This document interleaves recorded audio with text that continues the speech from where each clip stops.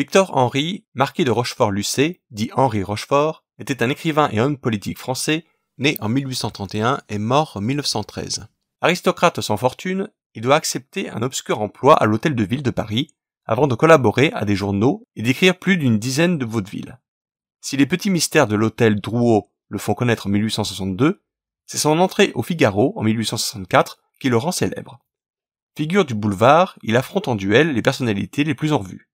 La loi sur la presse de 1868 lui permet de fonder La Lanterne. Ce journal d'opposition est tiré dès son premier numéro, le 1er juin 1868, à 50 000 exemplaires. Dès le troisième numéro, qui est saisi, Rochefort est condamné à 13 mois de prison et à 10 000 francs d'amende. Il choisit l'exil à Bruxelles.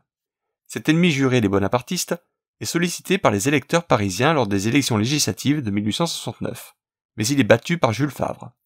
En novembre, il est élu au siège laissé vacant par Léon Gambetta. Le 19 décembre 1869 sort le premier numéro de son nouveau journal, La Marseillaise, co-créé avec Lissa Garret. Le quotidien accueille les collaborations de Eugène Varlin, Jules Vallès, Pascal Grousset et Victor Noir. Celui-ci est assassiné le 10 janvier 1870 par Pierre Bonaparte.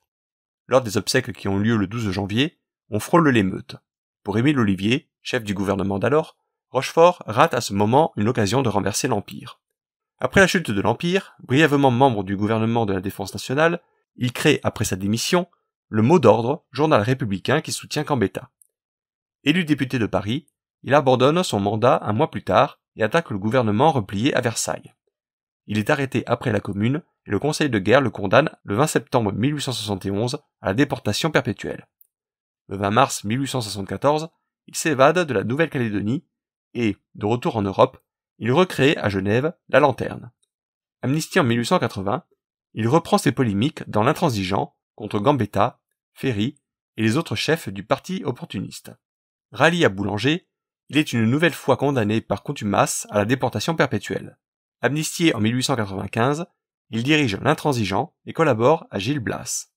Mais il est devenu l'allié des cléricaux, des monarchistes et des bonapartistes, et sa lutte contre Dreyfus est celle d'un nationaliste militariste antisémite.